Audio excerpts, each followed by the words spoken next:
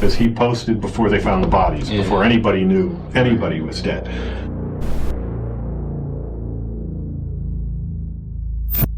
At exactly 12:01 AM on June the 25th, 2007, an anonymous user quietly logged onto his computer and added a single sentence to the Wikipedia page of Chris Benoit.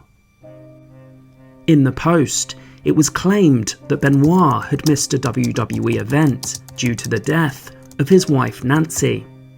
The entry would have been dismissed as a tasteless rumour were it not for what happened next, because just 14 hours later, police would discover the bodies of the Benoit family in their Georgia home. So who could have known about a private family tragedy 14 hours before the news broke?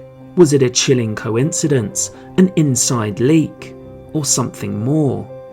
Whatever the truth, one mysterious Wikipedia edit set off a wave of speculation that still echoes today through the wrestling world.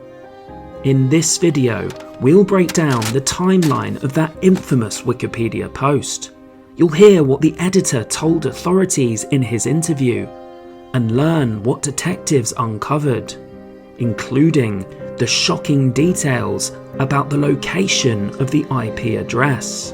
This is the story of how a small, seemingly random online update became one of the strangest footnotes in wrestling history.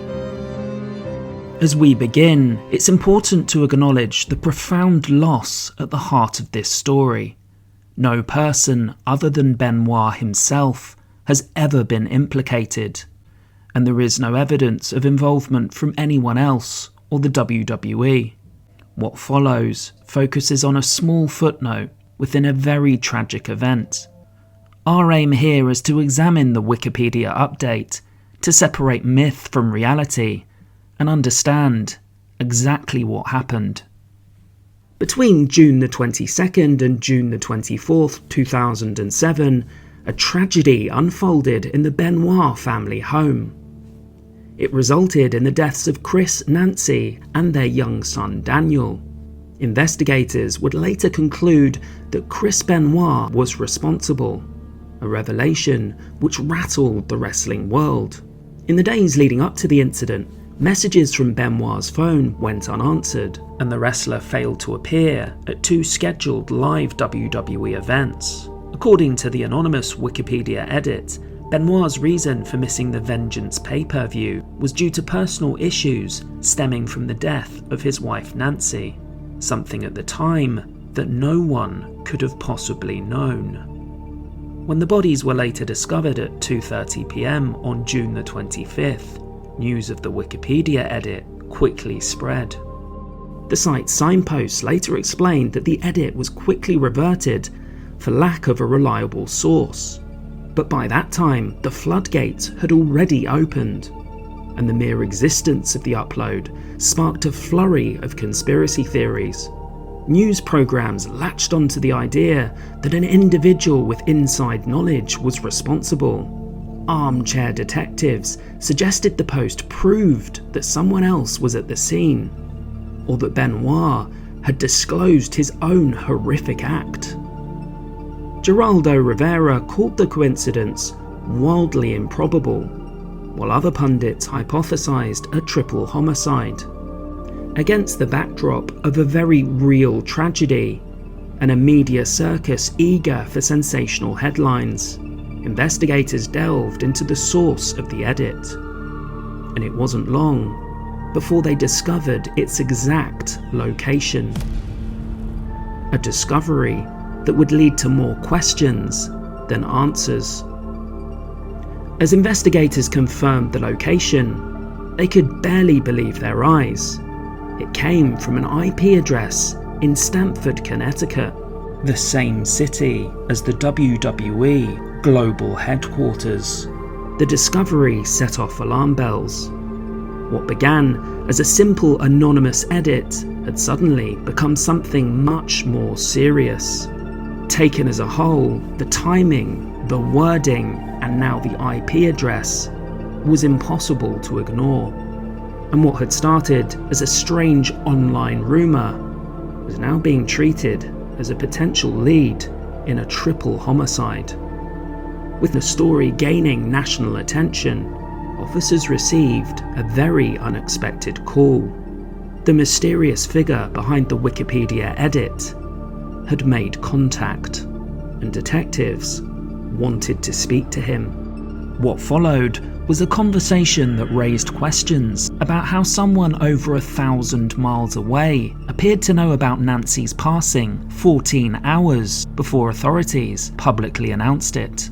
It was in the interview room that the real questions began.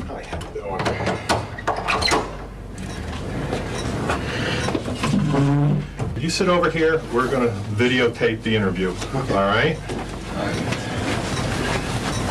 Camera's rolling, it's right behind the window. Authorities spoke to the man at length and questioned his link to the incident. You know, you've caused a big frenzy. It's just all of this came up before they even found the bodies. Yeah. You know, and you posted hours before. Yeah. Is this the only post? His was the only post. That's on. Yeah. Where the The detective opens by questioning the man about the timeline of events and what he knew about Benoit's sudden absence. When did you first see that he was missing events? I think Saturday I just heard he missed a house show, but Okay. that was I didn't think of anything of it. Then the next I was hearing rumors about him, but then like Sunday I heard he missed the pay-per-view. Like I was reading rumors he might miss it. Then like I was reading reviews like that I heard he actually missed the pay-per-view, which was unlike him. People are saying what they saw, and I just added my own, which again I regret. The man confessed to detectives that he'd merely been passing along rumours when he made the update. He insisted he had no special knowledge of what happened in the Benoit house, and that he was simply repeating speculation he'd read online, and thought he was simply adding context to a wrestling article when making the update. To understand how this was allowed to happen, it helps to look at how information spread in 2007. Before social media algorithms dominated news feeds, wrestling rumours circulated on message boards and blogs. And again, you can't remember exactly where you saw the rumor. I was just like hearing things like that they're like Ben was saying like just throwing like they were sick or something, and the case might have been just that like I added my own speculation. The man is advised that his computer will be seized for forensic analysis in an effort to identify the source of the rumour. When asked why he specifically mentioned Nancy Benoit, the man admits he was purely speculating. That's just like what I was just thinking of, why he could possibly admit like a family emergency, like he was going home, so that's just one of the things that I saw. As the interview continues, the man's father mentions the IP address and admits that the family lived just around the corner from the WWE HQ.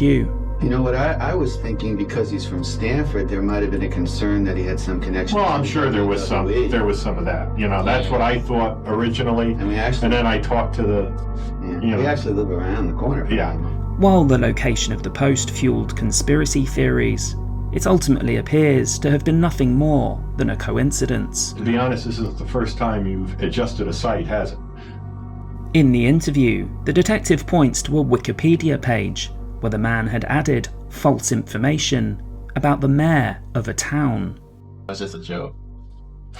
You got to stop messing No, on the internet. I'm stopping. I mean, you can turn yourself from a prank to a suspect. As the Wikipedia signpost later reported, the IP had a history of vandalizing other wrestling pages. Where were you Friday night? Friday night? Mm-hmm. I think I was home. You think you were I home? believe, yeah. Okay. Did you work Friday? Friday? No, I did not work Friday. Okay. You were home all night? Yeah. Okay. So last Friday during the day, you were home all day, all Friday night. Oh, excuse me. One day you went to New Rochelle with Edwin. Yeah. I think that was Friday night. Friday night? Yeah. Just went to New Rochelle. This was a couple of my friends. Just out for like a couple hours. Was that the only time you were out? Yeah. Okay. And who did you go with? A couple of my friends. I need names. The man is pressed for his whereabouts during the weekend of the tragedy. It's revealed that on the Saturday and Sunday, he didn't leave the house due to feeling unwell. Okay, Sunday. Sunday, I was still feeling a little bit under the weather, so I didn't go out. The detective explains in a light-hearted manner that he needs to ask these questions to rule out the possibility of the man being in Georgia, a statement which gets a laugh from the man's father. Gotta make sure he wasn't in Georgia. The detective leaves the room, and the camera continues rolling. It's at this point we get a glimpse into the man's state of mind as he talks with his father. I don't even remember where I was. What are these forums? Just like online and stuff. But I mean, how do you hook up to a forum? Don't you have to go to a site first? Yeah, I think I just like searched for like maybe wrestling online or whatever. And Well, that's probably what they wanted. I don't even know what the sites were. I just forgot what they were. I could probably find. I don't know if those posts are still up or anything. I'm never doing that again, ever. This is just a big, huge eye-opener. He would later write, "I feel incredibly bad for all the attention this has got. I just can't believe what I wrote was actually the case." The man said he was deeply sorry and called the edit a terrible coincidence. Okay. We're all set. So we're concluding at 1402, and we're going to head over to your house. Okay. Do you want to meet us there or follow us? Or I'll just hold. Why don't you come right in here? I'll follow you. In the end, authorities concluded the man had nothing to do with the incident in Georgia. District Attorney Scott Ballard would later describe the posting as an unbelievable hindrance to the investigation, raising the possibility of an accomplice or a leak from inside WWE. In the end, he concluded there was no foul play beyond Benoit's own actions. With the passage of time, conspiracy theories have given way to bigger questions. Questions regarding head trauma, steroids, and DV. And then there's the internet factor, the power, the unpredictability, and questions about just how quickly misinformation can spread. And it's crucial to remember that behind the sensational headlines are real people, a woman and a child who lost their lives, friends and family still grappling with trauma, and a young man who made a regrettable decision and suddenly found himself caught up in a real-life horror story. If you've enjoyed this video, help keep us making more. Support WrestleGuy on Patreon. It costs less than a cup of coffee.